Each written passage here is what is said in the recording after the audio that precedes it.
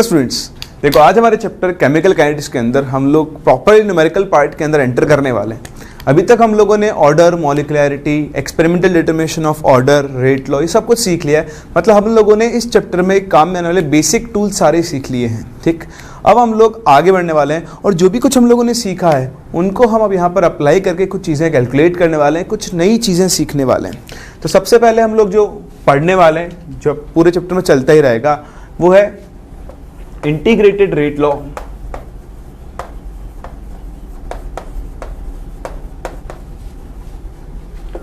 For various order reactions and their analysis. तो हम अलग अलग ऑर्डर की रिएक्शंस का क्या कर रहे हैं, उनके लिए हम एक इंटीग्रेटेड रेट लॉ डिराइव करेंगे। कैसे डिराइव करेंगे वो आप लोग अभी देखोगे। नाम से पता लग रहा है इंटीग्रेटेड, मतलब हम यहाँ पर इंटीग्रेट किया करेंगे किसी चीज़ को और उससे हम एक एक्सप्रेशन बनाएंगे जिसे हम लोग क्या बोलते हैं, इंटीग्रेटेड रेट लॉ। तो अलग अलग ऑर्डर की रिएक्शंस के लिए हम इसको डिस्कस करेंगे। तो जैसे हम लोगों ने लास्ट क्लास डिस्कस किया था, पास जीरो ऑर्डर रिएक्शन होती है, फर्स्ट ऑर्डर होती है, सेकंड ऑर्डर होती है। हमारे सिलेबस में वैसे जीरो ऑर्डर और फर्स्ट ऑर्डर है, लेकिन सेकंड ऑर्डर का ही कुछ पार्ट हम लोग कवर करेंगे ताकि हायर एंड पे एप्लीकेशन के लिए हम उसको यूज कर सकें। तो बहुत ध्यान से आप देखें, बहुत सिंपल सी चीजें हैं जो आपको सीखनी है। और हम सबसे पहले शुरू कर रहे हैं विद जीरो ऑर्डर रिएक्शंस। सबसे पहले तो जीरो ऑर्डर रिएक्शंस। ठीक है, यहाँ मैं आपको कुछ रिएक्शंस के एग्जांपल दूंगा जो आपको रटने नहीं है। आप बस समझें कि हम जीरो ऑर्डर रिएक्शंस किन्हें बोलते हैं और उन एग्जांपल्स में ऐसा क्या है कि हम रिएक्शन को जीरो ऑर्डर बोल रहे हैं। कुछ भी शुरू करने से पहले मैं आपको बता दूं कि मैं यहाँ पर हम लोग यहाँ पर जो भी कैलकुलेशन किया करेंगे वो इंस्टेंटेनियस रेट की फॉर्म में किया करेंगे। कौन सी रेट की फॉर्म में किया करेंगे? इंस्टेंटेनियस रेट, यानी minus D by D T. मान लो रिएक्टेंट है ए, तो minus D A by D T की फॉर्म में हम लोग क्या किया करेंगे, सारी कैलकुलेशन किया करेंगे। ठीक है, तो जब भी डील करेंगे हम इसी टर्म के साथ स्टार्ट किया करेंगे। ठीक है, चलो वो देख लेंगे अपन लोग। पहला सबसे पहली बात, जीरो ऑर्डर रिएक्शन क्या होती है। तो देखो, हम लोगों ने लास्ट क्लास रेट लॉ लिखना सीखा था। मान लो आपके पास ये रिएक्शन है, ए गोज टू प्रोडक्ट्स। ठीक है, क्या है? A goes to products. तो अगर मैं इस रिएक्शन के लिए रेट लॉ लिखूं तो रेट लॉ क्या बनेगा? Rate will be equal to K into concentration of A, यानी कंसेंट्रेशन ऑफ, मैं सिंपल जनरलाइज टर्म में लिखता हूं, रिएक्टेंट टू द पावर क्या आता था? एन। वहां पर एन क्या होता है? Order of reaction. बताओ हम कौन सी रिएक्शन की बात कर रहे हैं? जीरो। तो बताओ रिएक्टेंट की पावर कितना आ जाएगा? जीरो। और अगर रिएक्टेंट की पावर जीरो आ गया तो देखो, जीरो का मतलब, इसका टर्म का मतलब हो गया वन। रेट इक्वल टू हो जाएगी के, मतलब रेट क्या हो जाएगी? कांस्टेंट। तो अगर हम सिंपल टर्म्स में एक जीरो ऑर्डर रिएक्शन को डिफाइन करने चलें तो एक जीरो ऑर्डर रिएक्शन वो रिएक्शन होगी जिसमें रिएक्शन की रेट रिएक्टेंट की कंसंट्रेशन पर डिपेंड नहीं करती है। आप रिएक्टेंट की कोई भी कंसंट्रेशन ले लो, रिएक्शन की रेट उसकी कंसंट्रेशन पर डिपेंड नहीं करेगी। बताओ क्या ऐसा हो सकता है कि अगर मैं रिएक्टेंट की कंसंट्रेशन को बढ़ाऊं तो रेट ऑफ रिएक्शन बढ़ जाए? नहीं हो सकता ना। अगर मैं रिएक्टेंट की कंसंट्रेशन को कम करूं तो रेट ऑफ रिएक्शन क्या हो जाए? कम हो जाए। क्या ऐसा पॉसिबल है? नहीं है ना। तो बस यही होती है सबसे पहली property of a zero order reaction. Zero order reaction के लिए रेट रिएक्टेंट की कॉन्सेंट्रेशन के ऊपर डिपेंड नहीं करती है। तो सबसे पहले तो आओ डिफाइन कर देते हैं what are zero order reactions. तो आप सिंपल लिख सकते हो, these are the reactions, these are the reactions in which the concentration of in which the rate of reaction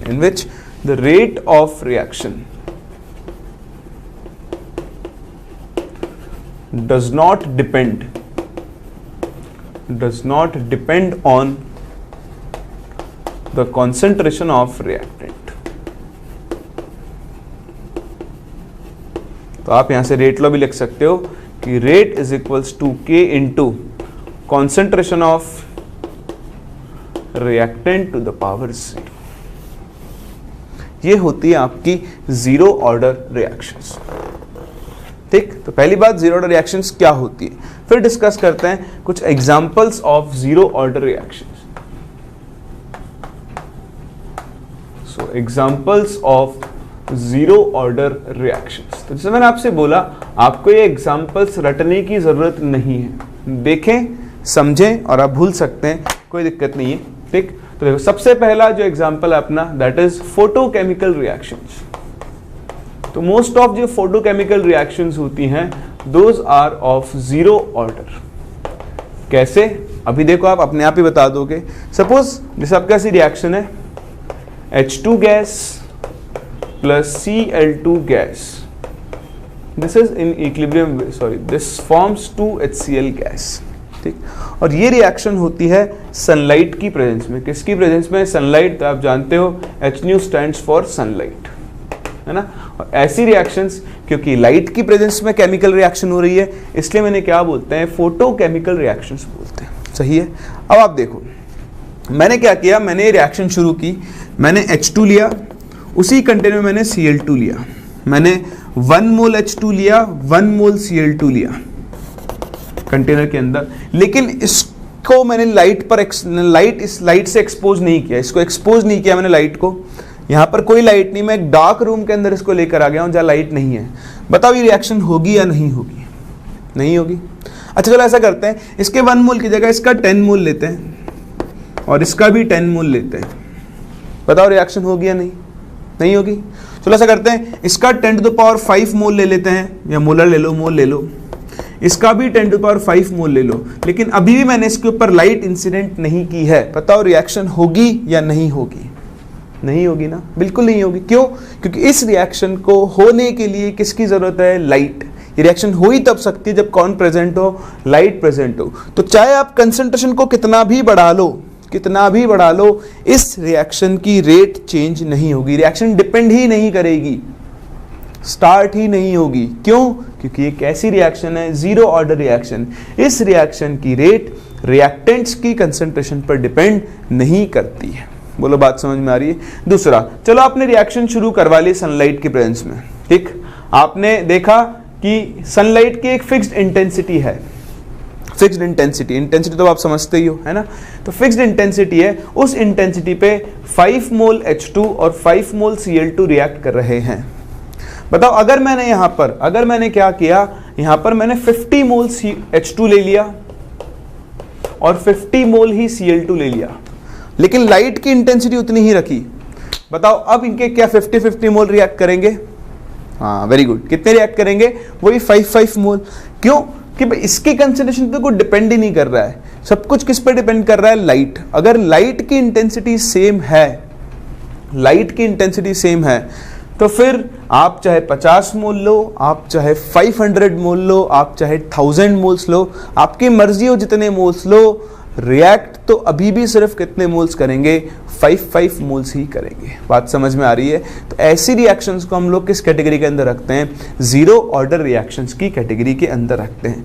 यहां पर रेट कंसंट्रेशन ऑफ रिएक्टेंट पे तो डिपेंड करती ही नहीं है, पर किसी चीज पे तो डिपेंड करती होगी। हाँ वेरी गुड। किस पे डिपेंड करती है? इंटेंसिटी ऑफ लाइट पर। तो इस तरह की फोटोकेमिकल रिएक्शंस की rate, the rate of photochemical reactions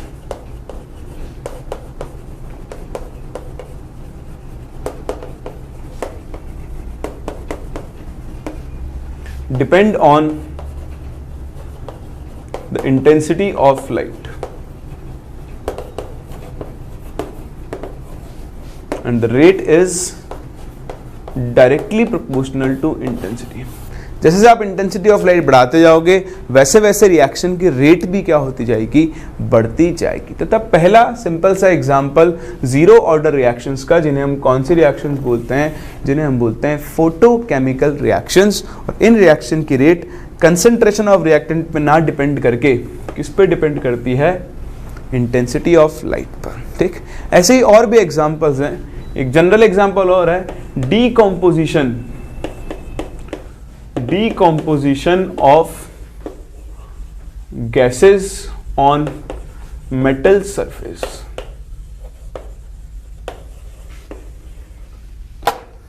ठीक, किसके ऊपर डिपेंड करती है, मतलब दूसरा एग्जांपल क्या है आपके पास, डीकंपोजिशन ऑफ गैसेस। अब ऐसा नहीं है कि दुनिया की सारी रिएक्शंस जिनमें मेटल पे गैस डीकंपोज होती है वो जीरो ऑर्डर हो, लेकिन ऐसी जनरल रिएक्शंस कौन सी होती हैं, जीरो ऑर्डर रिएक्शंस होती हैं। कभी कभी क्या होता है, क्वेश्चंस मिल जाते हैं, चलो अभी बाद में बात करता हूँ, पहले आपको एग्जांपल देता हूँ।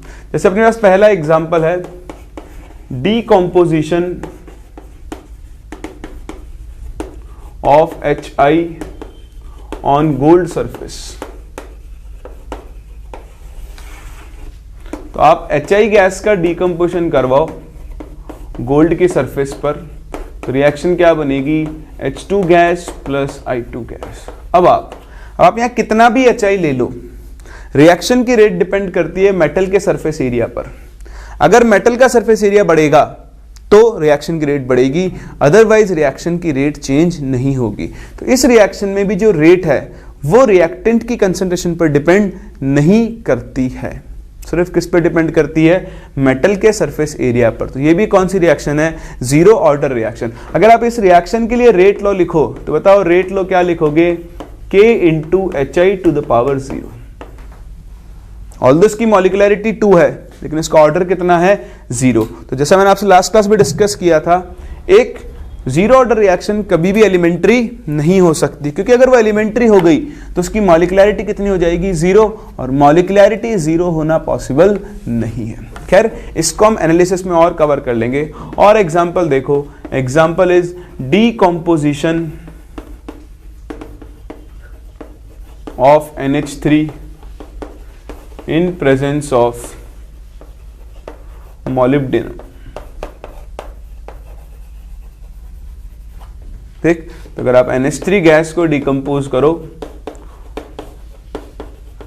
तो क्या बनाएगा, N2 gas plus 3H2 gas. तो ये second general type of reactions होती है जिनको हम जीरो ऑर्डर की कैटेगरी में रख सकते हैं, जहां पर एक मेटल है ना, मोलिब्डेनम प्लेटिनम आप यूज कर सकते हैं, पर जहां पर एक मेटल की सरफेस के ऊपर गैस का क्या होता है, डीकंपोजिशन होता है, उन्हें हम लोग कौन सी रिएक्शंस बोलते हैं, जीरो ऑर्डर रिएक्शन। अब जो मैं आपसे कहने वाला था, जो कह रहा था, मैं रुक गया था बीच में, कि मान लो आपको एक क्वेश्चन दिया हुआ है, बोल रहा है HI गोल्ड की सरफेस पर डीकंपोज हो रहा है या HI मेटल की सरफेस पर डीकंपोज हो रहा है, और एक साथ में एक्सपेरिमेंटल डेटा दिया हुआ है और पूछ रहा है कि बताओ ऑर्डर ऑफ रिएक्शन क्या है। तो आप उस केस में ये नहीं खुद से मान के नहीं चल सकते कि रिएक्शन जीरो ऑर्डर की है, कि सर ने बताया था कि कोई भी गैस अगर मेटल के सरफेस पर डीकंपोज हो रही है तो वो जीरो ऑर्डर रिएक्शन है। अब भाड़ में गए एक्सपेरिमेंटल डेटा, मेरा आंसर तो जीरो ऑर्डर है। ऐसा नहीं होता है। अगर उसने आपको डेटा दिया हुआ है तो आप डेटा से ही पता करोगे रिएक्शन कौन से ऑर्डर की है। हाँ, क्वेश्चन ऐसे है कि which of the following is a zero order reaction, और उनमें 4 ऑप्शन में 4 अलग तरह की रिएक्शन दी हुई है, तब मेटल पे जो डीकंपोज हो रही होगी गैस, उसको आप लोग क्या मानकर चलोगे, जीरो ऑर्डर रिएक्शन। लेकिन अगर एक्सपेरिमेंटल डेटा दिया हुआ हो तो अपने आप से कभी भी कुछ नहीं माने। और अगर किसी क्वेश्चन में लिख कर दे दे कि HI को गोल्ड पे डीकंपोज करवाया, फर्स्ट ऑर्डर रिएक्शन है, तो उसमें डिबेट ना करें, उसने उसको फर्स्ट ऑर्डर मान के आपसे क्वेश्चन सॉल्व करवाना है। आ रही ना बात समझ में? तो ऐसे साइंटिफिक दिमाग ना लगाएं बिल्कुल भी। ये होती है कंडीशंस पर होती है। अगर आप कंडीशंस बदल लोगे तो ऑर्डर चेंज भी हो सकता है, मैकेनिज्म बदल गई तो ऑर्डर चेंज हो सकता है। तो ध्यान रखना, एक्सपेरिमेंटल डेटा दिया है तो हम डेटा के हिसाब से ही मूव करेंगे। क्लियर? चलो, तो ये थी अपनी पहली type of reaction, zero order reaction. हमने सीखा कि जीरो ऑर्डर रिएक्शन के लिए रेट रिएक्टेंट की कंसंट्रेशन पर डिपेंड नहीं करती है। ये 2 सिंपल एग्जांपल्स हैं जीरो ऑर्डर रिएक्शन के। अब हम क्या करेंगे, अब हम एक जीरो ऑर्डर रिएक्शन को एनालाइज करेंगे, जो हमने सीखा उसकी फॉर्म में। फिर हम उसको इंटीग्रेट करके एक इक्वेशन बनाएंगे जो हमको याद रखना है, जो कि बहुत आसान है। अब आपको कुछ फॉर्मूलेज यहाँ याद रखने होंगे जिसकी चिंता आपको बिल्कुल नहीं करनी है, वो मैं आपको याद करवा दूंगा, आप उसकी टेंशन मत लो। आप तो बस उतना काम करते जाओ जितना मैं आपसे बोलता जाऊँ। क्लियर? तो सबसे पहला काम, आप इसे कॉपी करो, फिर हम लोग आगे बढ़ते हैं। ठीक है?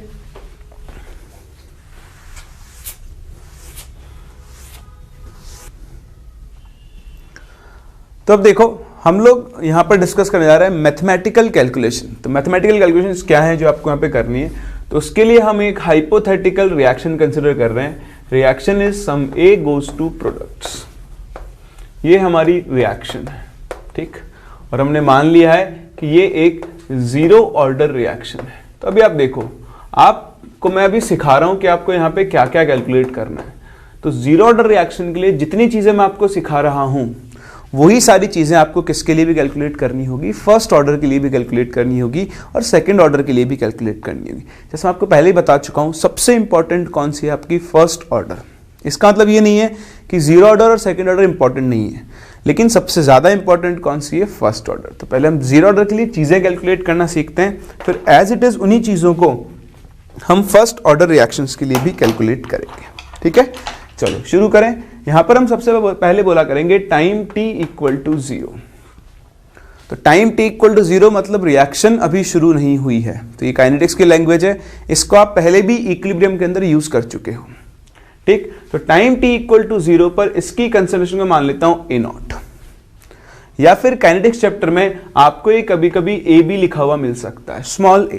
तो काइनेटिक्स वाले चैप्टर में स्मॉल a का मतलब होता है इनिशियल कॉन्सेंट्रेशन। बताओ, जब रिएक्शन शुरू ही नहीं हुई है तो प्रोडक्ट कितना होगा, 0 होगा। फिर किसी टाइम t पर अब हुआ क्या होगा, ये भी हम पहले पढ़ चुके हैं, इसी चैप्टर में डिस्कस कर लिया हमने कि जैसे जैसे रिएक्शन आगे बढ़ती है रिएक्टेंट प्रोडक्ट में कन्वर्ट होता है, रिएक्टेंट की कंसंट्रेशन डिक्रीज होती है और प्रोडक्ट की कंसंट्रेशन धीरे धीरे क्या होती है, इंक्रीज होती है। तो time t equal to t पर A का जो अमाउंट बचा होगा उसे हम बोलते हैं AT। क्या बोलते हैं, AT। या फिर हम इसको A माइनस एक्स भी बोल सकते हैं। क्या बोल सकते हैं, A माइनस एक्स। मतलब क्या है कि इसमें से मान लो x अमाउंट चला गया तो ये कितना बचेगा, A माइनस एक्स। तो ये दो टर्म का सिग्निफिकेंस आपको पता होना चाहिए। एक A0 is the initial concentration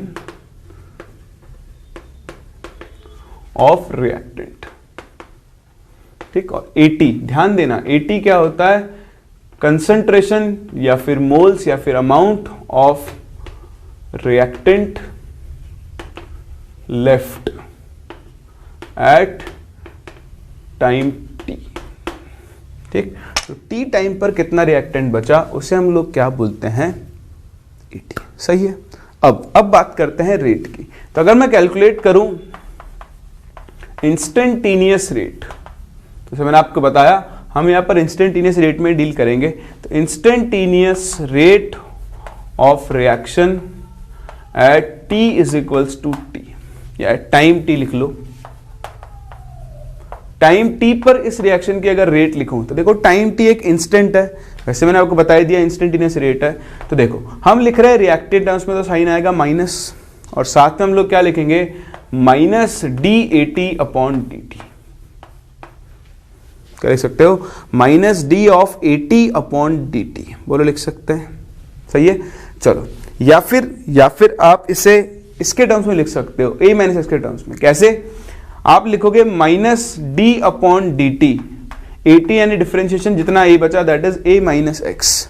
अब अगर आप a माइनस एक्स का डिफरेंशिएशन करो, ठीक है, तो देखो dA बाई dt, तो A तो इनिशियल कंसंट्रेशन है जो कि फिक्स, आपने एक बार 5 मोलर ले लिया तो 5 मोलर ही बचेगा।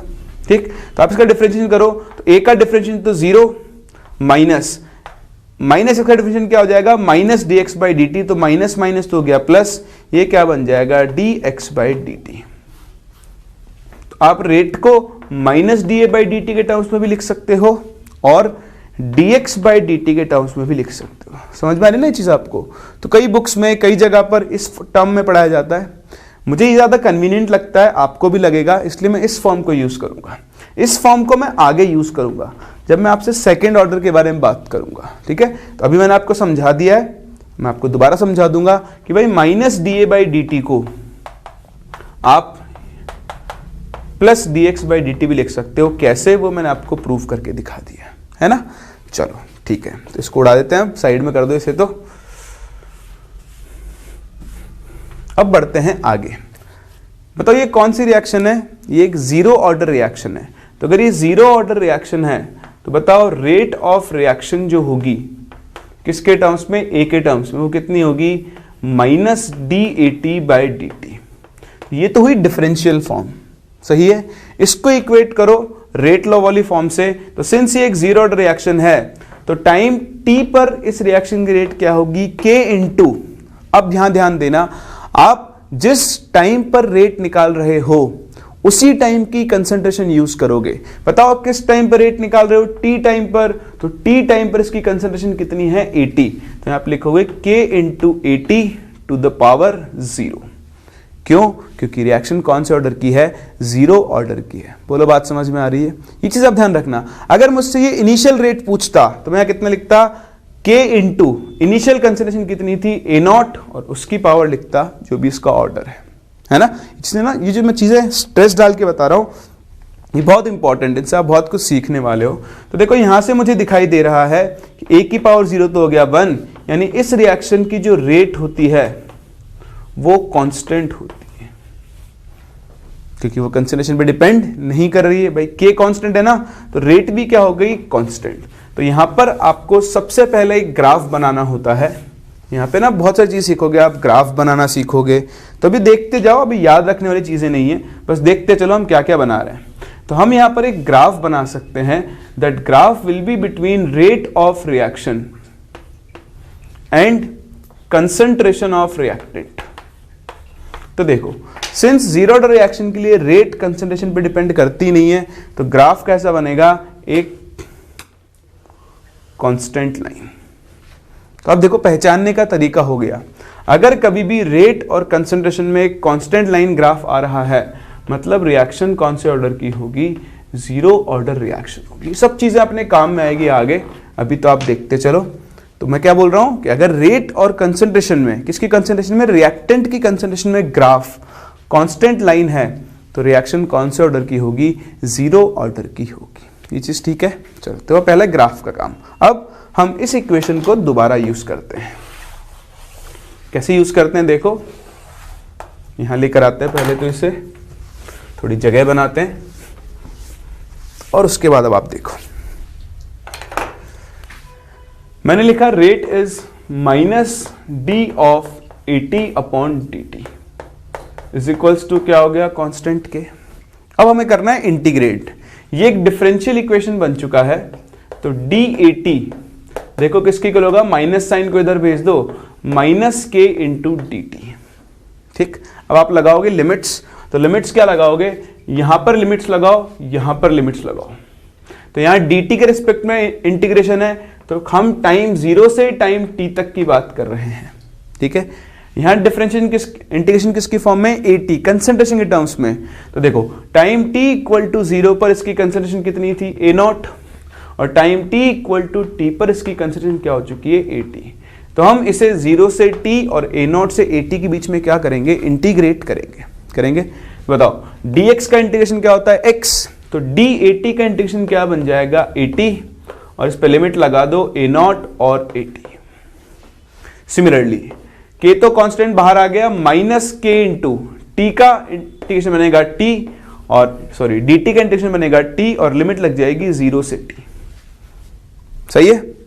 या फिर कुछ लोग इसमें लिमिट नहीं लगाकर इंटीग्रेशन कांस्टेंट से भी कर लेते हैं, तो आप चाहो तो मैं आपको इंटीग्रेशन कांस्टेंट से भी करके दिखा सकता हूं, बाकी जरूरत नहीं है, आप तो लिमिट्स लगा के कर लो, बड़ी आसानी से अपना हो जाएगा काम। ठीक है, इंटीग्रेशन कांस्टेंट की जरूरत ही नहीं पड़ेगी। लिमिट्स के लिए रखो, तो देखो इधर क्या बनेगा, 80 - A0, इधर वैल्यूज रखो, क्या बन जाएगा, -kt, क्योंकि तो 0 है। तो अरेंज करोगे अगर आप थोड़ा सा, तो 80 = टू क्या बन जाएगा, A0 - kt। तो ये इक्वेशन है कौन सी रिएक्शन के लिए, जीरो ऑर्डर रिएक्शन के लिए, और इसी को हम लोग क्या बोलते हैं, इसका इंटीग्रेटेड रेट लॉ। क्यों? क्योंकि हमने इसे कैसे डिराइव किया है, इंटीग्रेट करके डिराइव किया है। अब इंपॉर्टेंट चीज ये तो है ही इक्वेशन याद रखना, लेकिन उससे भी ज्यादा इंपॉर्टेंट है इस रिएक्शन में आने वाले टर्म्स का सिग्निफिकेंस, कि ये सब क्या है। ठीक, तो अगर आपको एक जीरो ऑर्डर रिएक्शन के लिए किसी भी टाइम t पर कंसंट्रेशन ऑफ रिएक्टेंट लिखनी है, तो उसका फॉर्मूला आ गया आपके सामने। So concentration of reactant at any time t for a zero order reaction, तो उसका फॉर्मूला क्या बन गया, 80 = A0 - kt। अब इससे हम बहुत सारी चीजें सीखने वाले हैं इसको, और इसके ऑपरेशन करने वाले हैं हम। तो क्या क्या ऑपरेशन है वो हम करते हैं, लेकिन उससे पहले आप इसे कॉपी करें। और जीरो ऑर्डर रिएक्शन के लिए अगर टाइम टी पर आपको रिएक्टेंट की कंसंट्रेशन लिखनी है तो उसका फॉर्मूला क्या होगा, A0 माइनस KT। अब यहां पर ना कुछ लोगों को डाउट आता है। डाउट क्या आता है कि सर आपने बोला कि ये एक जीरो ऑर्डर रिएक्शन है, इसकी रेट कांस्टेंट है, तो फिर रिएक्टेंट की कंसंट्रेशन बदल कैसे रही है टाइम के साथ साथ? बदलेगी ना यार, रिएक्शन की रेट कांस्टेंट है। मैंने थोड़ी ना बोला था कि रिएक्टेंट की कंसंट्रेशन कांस्टेंट है। आप खुद सोचो, जब ये रिएक्शन आगे बढ़ेगी तो रिएक्टेंट प्रोडक्ट में कन्वर्ट होगा, तो टाइम के साथ साथ रिएक्टेंट की कंसंट्रेशन डिक्रीज होगी और प्रोडक्ट की कंसंट्रेशन क्या होगी, इंक्रीज। कंसंट्रेशन थोड़ी ना कांस्टेंट है, क्या कांस्टेंट है, रेट ऑफ रिएक्शन कांस्टेंट है ना। तो ऐसे फोकट डाउट अपने दिमाग में ना लाएं, इनका कोई सिग्निफिकेंस नहीं है। आप इसे कॉपी करें, फिर हम इस इक्वेशन को और एनालाइज करते हैं।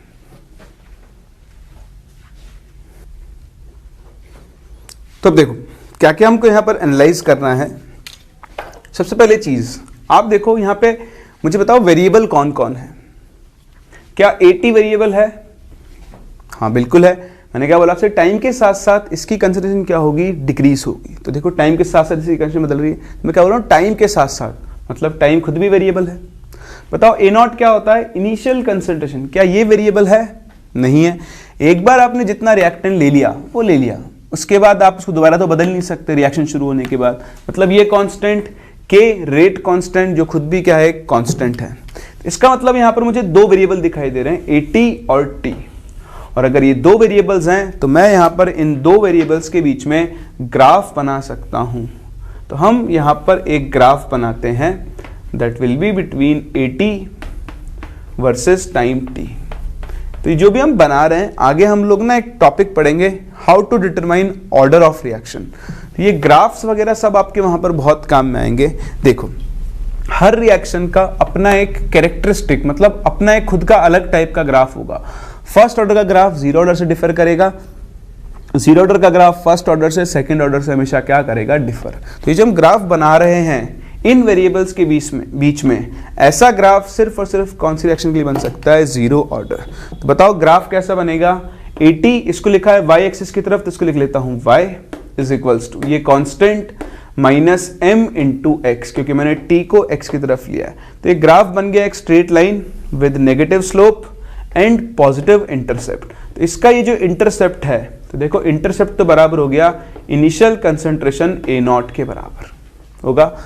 और बताओ इस ग्राफ की स्लोप किसके इक्वल हो गई, हाँ माइनस के इक्वल हो गई। तो बहुत इंपॉर्टेंट चीज, कई बार आपसे ग्राफ से भी क्वेश्चन पूछ लेगा। जैसे यहाँ दिख रहा है आपको कि मैं आपको ऐसा ग्राफ दे दूं, उसकी स्लोप दे दूं, तो उसकी स्लोप से आपको किसकी वैल्यू मिल जाएगी, के की वैल्यू मिल जाएगी। आ रही बात समझ में? तो एक जीरो ऑर्डर रिएक्शन के लिए कंसंट्रेशन वर्सेस टाइम ग्राफ हमेशा एक स्ट्रेट लाइन होगा जिसकी नेगेटिव स्लोप होगी और पॉजिटिव इंटरसेप्ट होगा। तो आपको रटना नहीं है, ये इक्वेशन आपको याद रखना है।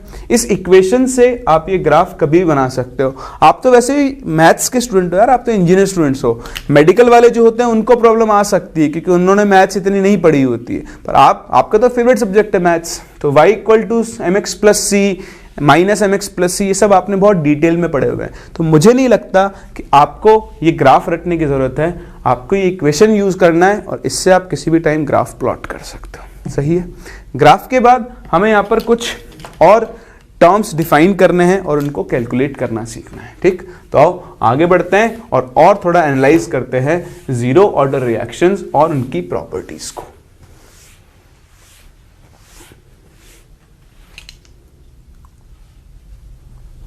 फिर देखो अगला बहुत important term, that is called half life. इसको हम बोलते हैं टी हाफ। ठीक, सबसे पहले बात करते हैं हाफ लाइफ को डिफाइन कैसे करते हैं। दो डेफिनेशन मैं आपको दूंगा, यहां पर एक सिंपल सी डेफिनेशन है। पहली definition, it is the time taken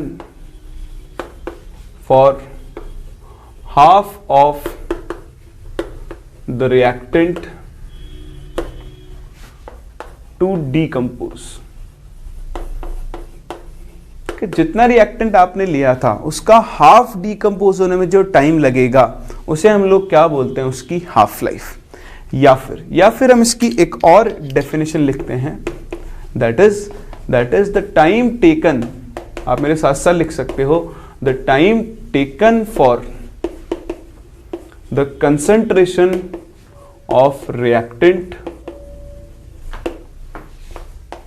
to attain या to reduce half of its initial value. ठीक, लेकिन ध्यान रखना ये डेफिनेशन सिर्फ और सिर्फ कहां पर वैलिड है, एट कांस्टेंट वॉल्यूम। अब ये जो चीज है ना एट कांस्टेंट वॉल्यूम, आप सोच लो, ये आपके ना एक्स्ट्रा नॉलेज के लिए है। क्वेश्चन में तो आप यही डेफिनेशन यूज किया करो, अगर आपको सोचना भी नहीं पड़ेगा, ना ही सोचना है, ये आपकी एक एक्स्ट्रा नॉलेज के लिए, आपके एक्स्ट्रा लॉजिक के लिए है। क्योंकि क्या होता है, कई बार हम कंसंट्रेशन, यहां पे तो क्या है टाइम के रिस्पेक्ट में बात करें कि कितने टाइम में कंसंट्रेशन आधी हो गई, मैं बिना टाइम के भी कंसंट्रेशन को आधा कर सकता हूं। कैसे, देखो कंसंट्रेशन का फॉर्मूला क्या होता है, मोल्स अपॉन वॉल्यूम होता है। तो मैंने आपसे क्या कहा कि आपने मान लो शुरुआत की थी A0 से, ठीक, और आपने बोला कि वो टाइम जिसमें कंसंट्रेशन आधी हो जाए।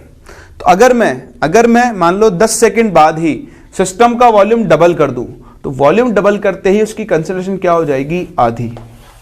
तो फिर हम उसको हाफ लाइफ नहीं बोलेंगे, क्योंकि वो जो कंसंट्रेशन आधी हुई है वो वॉल्यूम चेंज करने की वजह से हुई है, वो अपने आप डीकंपोज होकर आधा नहीं हो रहा है। हाफ लाइफ किसको बोलते हैं, बाकी सब फिक्स्ड है, रिएक्टेंट खुद डीकंपोज होकर अपनी हाफ वैल्यू पर पहुंच रहा है, तब उसे हम लोग क्या बोलते हैं, हाफ लाइफ। इसलिए मैंने यहां पर ये कांस्टेंट वॉल्यूम टर्म ऐड कर दिया है, बाकी इसमें आपको दिमाग लगाने की जरूरत नहीं है। ये मैंने आपको ऐसे एक एक्स्ट्रा कंसेप्ट सिखाया जिसकी आपके लेवल पे कोई जरूरत नहीं है। तो आप तो सिंपल सी चीज ध्यान रखें, और वो सिंपल सी चीज क्या है कि किसी भी रिएक्टेंट को अपनी इनिशियल कंसंट्रेशन की हाफ कंसंट्रेशन तक पहुंचने में जो टाइम लगता है उसे हम लोग क्या बोलते हैं, उसकी हाफ लाइफ बोलते हैं, जिसे हम टी हाफ से या फिर टी 50% से डिनोट कर सकते हैं।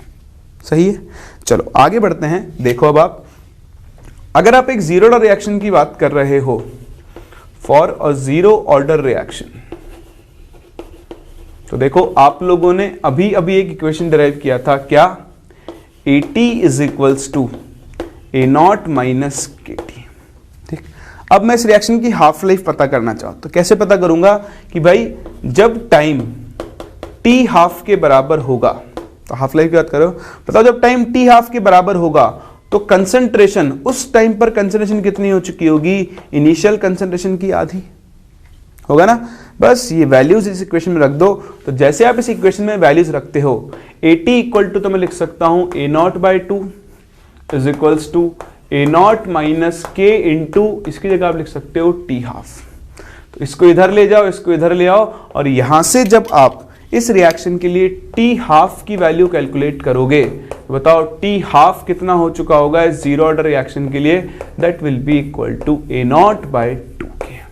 तो ये एक और बड़ा ही इंपॉर्टेंट रिलेशन जो आपको यहां पर दिखाई दे रहा है, और ये भी आपको याद रखना होगा कि किसी भी जीरो ऑर्डर रिएक्शन के लिए T हाफ की वैल्यू कितनी होती है, A0/2K के इक्वल होती है। क्लियर।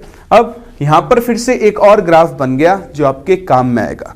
ग्राफ किस किस के बीच में, हाफ लाइफ और इनिशियल कंसंट्रेशन के बीच में। तो देखो अगर मैं यहां पर हाफ लाइफ और इनिशियल कंसंट्रेशन के बीच में ग्राफ बनाऊं, जिसको हम A से डिनोट कर रहे हैं, तो बताओ ग्राफ कैसा बनेगा, y इक्वल टू mx, एक straight line which will be passing through origin, और इसकी स्लोप जो होगी, बताओ वो स्लोप किसके इक्वल होगी, 1/2K के इक्वल होगी। तो अगेन ग्राफ रटना नहीं है, ग्राफ आपको समझना है। ये इक्वेशन आपको याद रखना है, T half is equals to A0/2K। और अगर आप T हाफ और इनिशियल कंसिडरेशन में ग्राफ बनाओ तो ग्राफ कैसा बनेगा, एक straight line passing through origin. बोलो समझ में आता है। फिर एक और इंपॉर्टेंट चीज, बोलोगे यार कितनी इंपॉर्टेंट चीजें, बहुत इंपॉर्टेंट चीजें, बहुत इंपॉर्टेंट चीजें, और विश्वास रखो आपको इनको बैठ के रटने की जरूरत नहीं है। 2 लेक्चर बाद आपको सब ऐसे ही अपने टिप्स के ऊपर याद होगा, बिलीव मी। ठीक है, चलो तो अब आप देखो, मैं यहां से एक और चीज लिख सकता हूं कि for a zero order reaction, बताओ टी हाफ क्या होता है, directly proportional to initial concentration होता है। तो ये भी एक जीरो ऑर्डर रिएक्शन की प्रॉपर्टी है कि जीरो ऑर्डर रिएक्शन के लिए T half, that is half life, initial concentration of reactant के डायरेक्टली प्रोपोर्शनल होता है। फर्स्ट ऑर्डर के लिए अलग होगा, सेकंड ऑर्डर के लिए अलग होगा। तो वो क्या होगा वो हम फर्स्ट ऑर्डर में डिस्कस करेंगे। अभी आप इसे कॉपी करें। ये थी आपकी हाफ लाइफ और कैसे हम हाफ लाइफ कैलकुलेट करते हैं।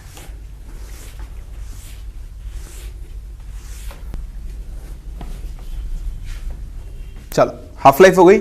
हाफ लाइफ के बाद हम एक और टर्म डिफाइन करते हैं, दैट इज कंप्लीशन टाइम। ये भी बहुत इंपॉर्टेंट चीज है, ये भी आपके कई बार काम में आता है। तो कंप्लीशन टाइम को हम t 100% से भी डिनोट करते हैं। अब आपको नाम से पता लग रहा है, ये वो टाइम होगा जब रिएक्शन क्या हो चुकी होगी, कंप्लीट हो चुकी होगी। ठीक, चलो तो इसको भी डिफाइन करते हैं। आप देखो, ये रिएक्शन थी आपकी A goes to प्रोडक्ट्स। बताओ, जब टी कंप्लीशन आ चुका होगा तो इसका मतलब क्या है, रिएक्टेंट पूरा पूरा क्या हो चुका होगा, खत्म। तो कंडीशन क्या होगी, टी कंप्लीशन पर जो आप AT की वैल्यू लिखते हो वो कितनी हो जाएगी, 0। बोलो होगा? तो बस निकाल लो टी कंप्लीशन कैसे। इक्वेशन है अपना AT is equals to A0 minus KT। तो AT की जगह तो लिखो 0 is equals to A0 minus K into, बताओ T की जगह क्या लिखोगे आप, T 100%। तो यहां से अगर आप T कंप्लीशन या फिर T 100% लिखो तो उसका फॉर्मूला क्या होगा, A0 बाय K होगा। और अभी अभी आपने डिराइव किया था कि एक जीरो रिएक्शन के लिए टी हाफ का फॉर्मूला क्या होता है, हाँ जी very good, A0 upon 2K। तो बताओ क्या आप टी हाफ और T 100% को रिलेट कर सकते हो? बिल्कुल, T 100% को हम कितना लिख सकते हैं, 2 टाइम्स ऑफ टी हाफ।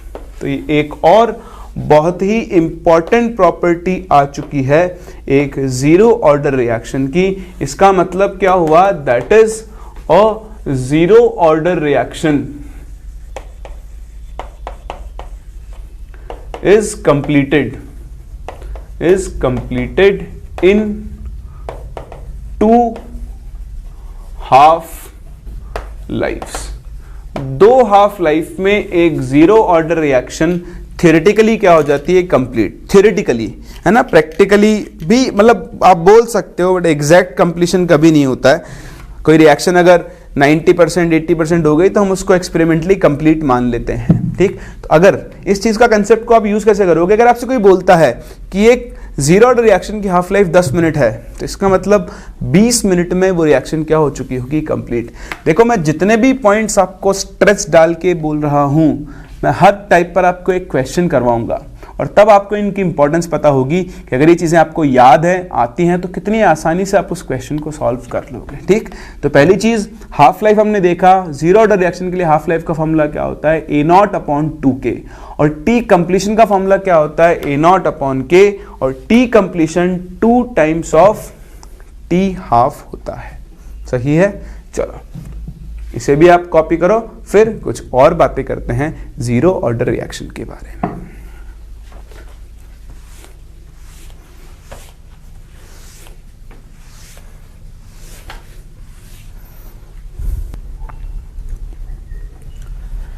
फिर देखो फर्दर एक छोटी सी चीज हमने लास्ट क्लास में डिस्कस की थी, that is unit of rate constant, है ना। तो आपको वैसे ही याद होगी, unit of rate constant for zero order reaction अगर हम बात करें तो मैंने आपको सिखाया था किसी भी रिएक्शन के लिए जो K की यूनिट होती है वो क्या होती है, मोल पर litre to the power 1 minus n, और साथ में क्या होता है, सेकेंड इनवर्स। सिंस ऑर्डर 0 है, n की वैल्यू 0 पुट करो, तो यहां से आपको K की यूनिट क्या मिलेगी, मोल पर लीटर पर सेकेंड या फिर मोलैरिटी पर सेकेंड। ठीक, तो अपनी बात पहले भी हो चुकी है। आप सिर्फ K की यूनिट देखकर भी पहचान सकते हो कि रिएक्शन कौन से ऑर्डर की होगी। तो कई बार ऐसे क्वेश्चंस आपको मिलते हैं जहां पे सिर्फ और सिर्फ कुछ और नहीं दिया होता, K की वैल्यू दी होती है और चुपचाप से आपको बता दिया उसने जैसे आप के की यूनिट देखोगे आप रिएक्शन का ऑर्डर डिटरमाइन कर सकते हो। तो इस कंसेप्ट को भी हम लोग आगे चलकर यूज करेंगे। हाल फिलहाल ये थी आपकी जीरो ऑर्डर रिएक्शन, जिसके लिए हमने कुछ चीजें डिस्कस की। एक बार मैं सारी चीजें समराइज कर लेता हूं। सबसे पहले आपने देखा कि किसी भी जीरो ऑर्डर रिएक्शन के लिए अगर आप रेट लिखो तो वो K into concentration of reactant to the power 0 होती है, मतलब रेट थ्रू आउट कॉन्स्टेंट रहती है। दूसरा, किसी भी टाइम t पर अगर आप कंसेंट्रेशन ऑफ रिएक्टेंट लिखना चाहते हो तो उसका फॉर्मूला बनता है A0 माइनस KT। तीसरा चीज आपने यहाँ पर सीखी हाफ लाइफ, जो कि किसके इक्वल होती है A0 बाय 2K। तीसरा आप लोगों ने सीखा time for completion T 100% which is equals to A0 by K and which is also equals to 2 times of T half. और अभी देखो, अब देखो पढ़ा कितना सारा, लेकिन याद रखने की चीजें सिर्फ कितनी सी हैं। इतनी सी चीजें आपको याद रखनी है जीरो ऑर्डर रिएक्शन के लिए। तो आओ अब शुरू करते हैं क्वेश्चंस के साथ कि क्या क्या टाइप ऑफ क्वेश्चंस आपसे यहाँ पर पूछे जा सकते हैं। तो सबसे पहला और बेसिक टाइप ऑफ क्वेश्चन जो आपको जीरो ऑर्डर पे आना चाहिए, दैट इज कि zero order reaction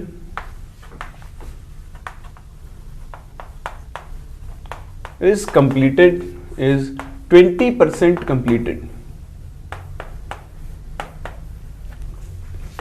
in 10 minutes।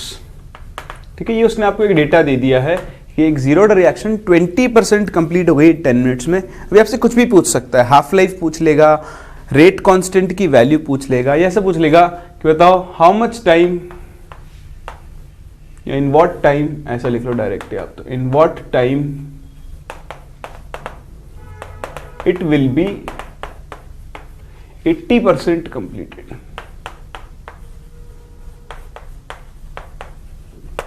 ठीक, तो आपको 80% रिएक्शन कितने टाइम में कंप्लीट हो जाएगी बताना है। तो क्वेश्चंस बहुत आसान होते हैं, लेकिन इनमें ना चिल्लर सी छोटी सी मिस्टेक कुछ लोग कर देते हैं। तो वो मिस्टेक क्या होती है बताता हूं मैं आपको। देखो, आप क्या करो, सबसे पहले एक रिएक्शन मान लो A goes to products। ठीक है, टाइम t इक्वल टू 0 पर ये कितना था A0, तो A0 कितना है, इसने इनिशियल कंसेंट्रेशन आपको नहीं दी है, कोई बात नहीं, मत देने दो। फिर ये कह रहा है कि 10 मिनट में ये रिएक्शन 20% कंप्लीट हो गई। अब इसका मतलब बस आपको समझना है, बताओ 20% कंप्लीट होने का मतलब क्या है, इसका 20% चला गया, तो बताओ ये कितना बचेगा, 80% यानी 0.8 A0। तो 80 क्या होता है, यहां मिस्टेक कर देते हैं, 80 क्या होता है, कितना A बचा। कुछ लोग इसको 20% लिख देते हैं, 20% तो वो है जो गया, 20% तो किसकी वैल्यू है, A0 माइनस 80। ये होता है कितना रिएक्टेंट डिसोसिएट हुआ। आ रही ना बात समझ में। तो कितना डिसोसिएट हुआ, 20% डिसोसिएट हुआ, तो बचा कितना, 80%। बस हो गया क्वेश्चन सॉल्व। अगर ये एक जीरो ऑर्डर रिएक्शन है तो इसके लिए 80 इक्वल टू बनेगा A0 माइनस KT। तो 80 की वैल्यू तो हो गई 0.8 A0 is equals to A0 minus K into time हो गया 10। अब इसके दो तरीके हैं, या तो आप इसको एक इक्वेशन बना लो, है ना। कुछ लोग क्या करेंगे, पहले K की वैल्यू निकालेंगे और फिर उसको आगे यूज कर लेंगे, तो वो भी सही है। आप यहां से K की वैल्यू निकाल लो और दोबारा से 80% के लिए यूज कर लो, या फिर ऐसा करो, ऐसा ही एक और इक्वेशन बना लो।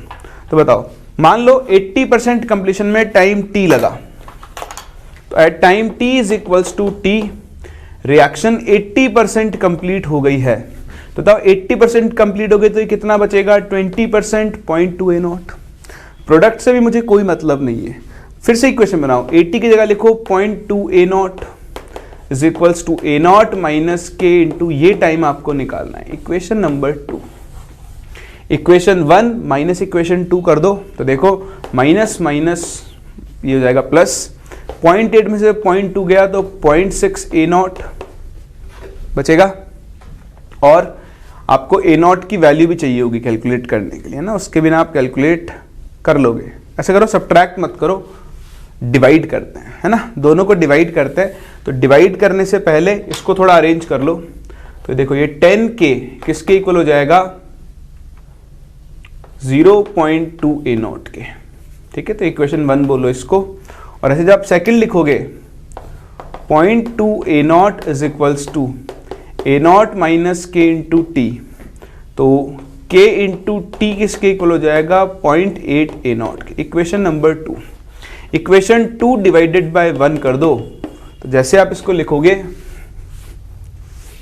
ये क्या बनेगा, KT upon 10K is equals to 0.8 A0 upon 0.2 A0। A0 से A0 गया, K से K गया, ये इसको 4 टाइम्स उड़ाएगा। बताओ टाइम कितना आ गया, 40 मिनट्स आ गया। तो 40 मिनट में ये रिएक्शन कितना परसेंट कंप्लीट हो जाएगी, 80% कंप्लीट हो जाएगी। तो ये पहला टाइप ऑफ क्वेश्चन होता है जो किसी भी ऑर्डर की रिएक्शन पे आपको मिल सकता है। उसमें पहले एक टाइम दे देगा जहां से आप K निकाल लोगे, फिर दूसरा टाइम आपसे पूछेगा, तो इस K की वैल्यू से आप अपना सेकेंड टाइम कैलकुलेट कर सकते हो। क्लियर?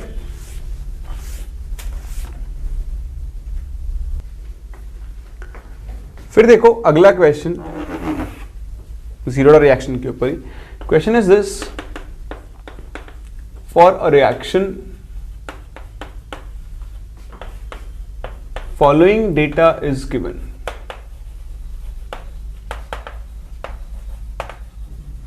डेटा क्या दिया है आपको, डेटा दिया है कंसंट्रेशन ऑफ रिएक्टेंट दी हुई है,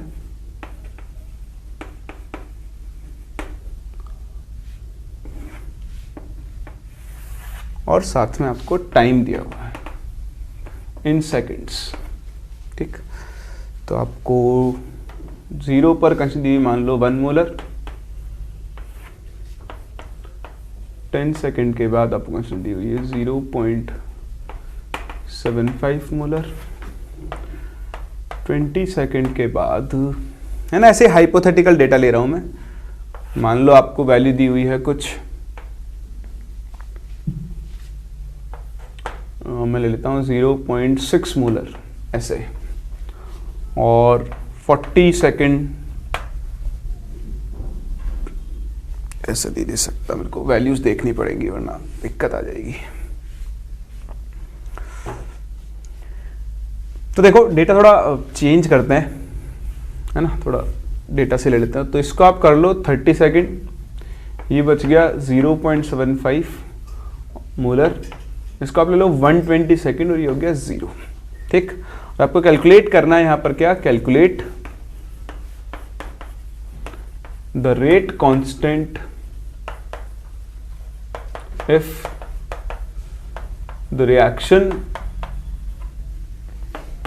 इज ऑफ 0 ऑर्डर। ठीक, तो अब क्या करना है, पॉज करना है वीडियो और इस क्वेश्चन को सॉल्व करना है। ठीक, तो वो आपने कर लिया। चलो अब इस क्वेश्चन को हम डिस्कस करते हैं। देखो रिएक्शन बोली गई है 0 ऑर्डर, यहां से आपको साफ साफ दिख रहा है कि 120 सेकेंड में रिएक्शन कंप्लीट हो गई है, तो 120 सेकेंड इसका कंप्लीशन टाइम हो गया। बताओ 0 ऑर्डर रिएक्शन के लिए कंप्लीशन टाइम कितना होता है, A0/K होता है। तो देखो क्वेश्चन साफ साफ दिख रहा है, टाइम t = 0 पर ये 1 मोलर था, तो A0 की वैल्यू है 1 मोलर, यानी यहां से K की वैल्यू मिल गई आपको 1/120। ये हो गया आपका क्वेश्चन सॉल्व। सही है, तो यहां से आप K कैलकुलेट करते, तो कुछ भी नहीं है, सिर्फ आपको डेटा मैनिपुलेट करना था, कोई बड़ी कैलकुलेशन करने की जरूरत नहीं है। K की वैल्यू चाहिए थी, T कंप्लीशन दिया है जो A0/K के इक्वल होता है, और वहां से आप K की वैल्यू बड़ी आसानी से कैलकुलेट कर सकते हो। सही है, चलो तो देखो छोटे छोटे क्वेश्चंस जो आप लोग 0 ऑर्डर पे डिस्कस कर सकते हो। अब मैं आपको एक बहुत अच्छा क्वेश्चन करवाता हूं जो कि जेईई मेंस में पूछा भी गया है, और उसमें ना गलती करने के कुछ चांसेस होते हैं। तो आओ क्या है वो क्वेश्चन और क्या गलती आप उसमें कर सकते हो वो हम लोग देखते हैं।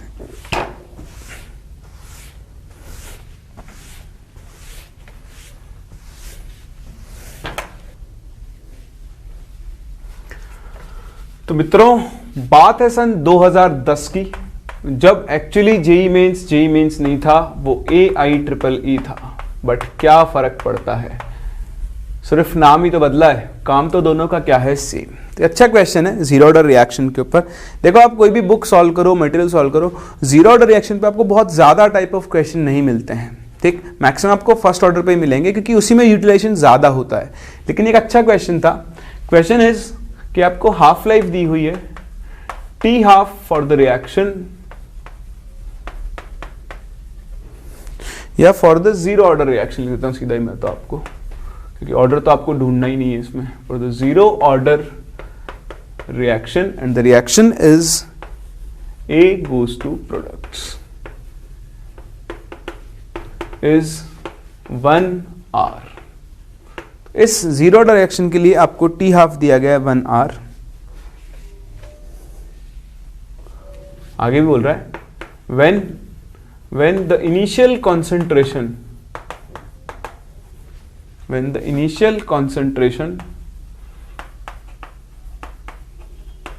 of reactant is 2 molar. ठीक, कह रहा है how much time does it take for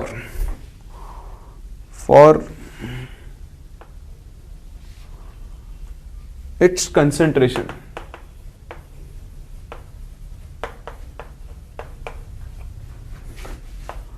to come from 0.5 molar to 0.25 molar. Options भी हैं आपके पास. Option A is 4R, option B is 0.5R, option C is 0.25R and option D is 1R. करना क्या है, आपको इस question को ट्राई करके अपना सही ऑप्शन टिक करना है, फिर हम इसको डिस्कस करते हैं.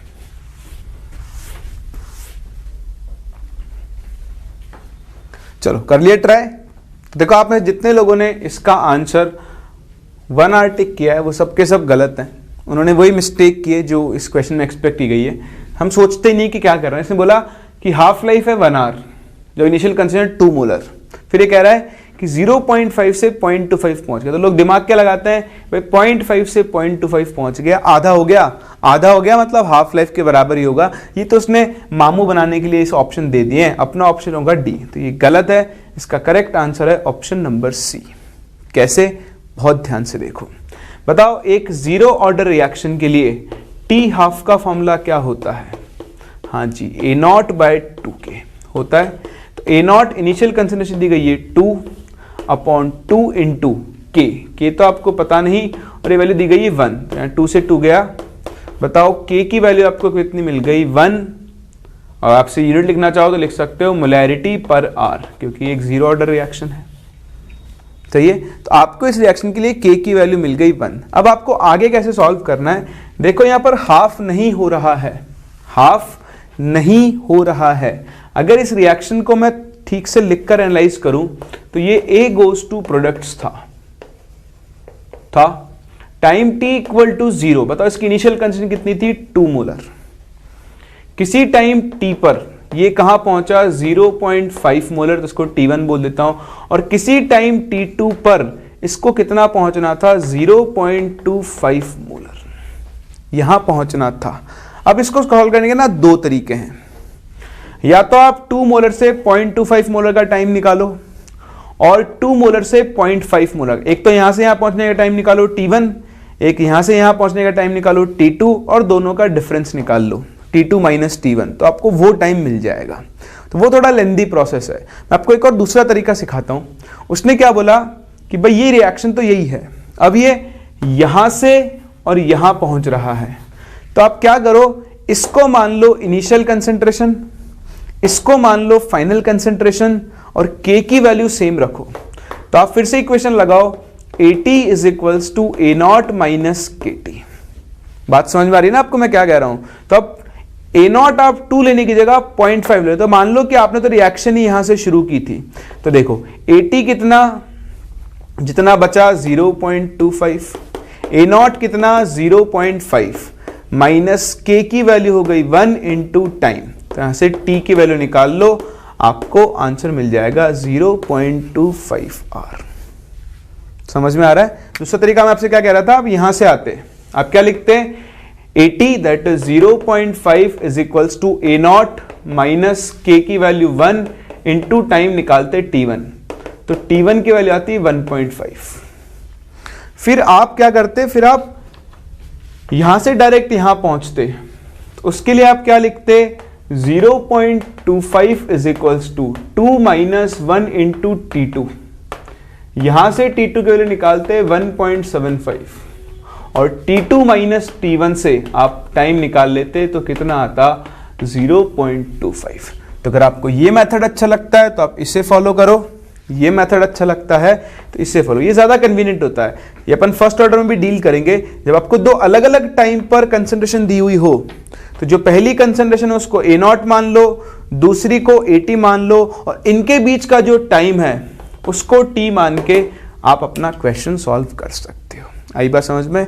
तो बहुत अच्छा क्वेश्चन था ये, क्योंकि इसमें से कई लोगों ने इसका ऑप्शन डी टिक किया होगा बिना सोचे समझे।